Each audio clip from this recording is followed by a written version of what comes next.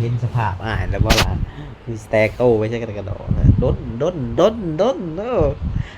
แต่งโตไปเที่ยวได้นี่พี่น้องเบิ่งที่สภาพมันรับสภาพได้บ่นี่นางนี่แต่งโตไปเที่ยวแต่งเป็นชั่วโมงแหละรถจนมาไกลฮอดวันนี้สิฮอดแล้วไว้อ้าว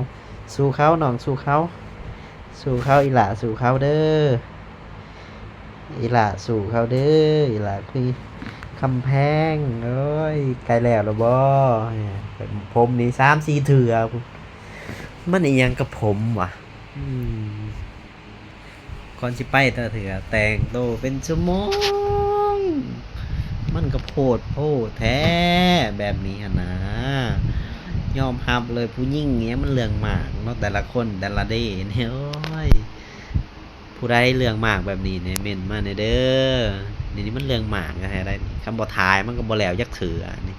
เบิ่งดีนี่เพื่อสิออกจากบ้านไปนี่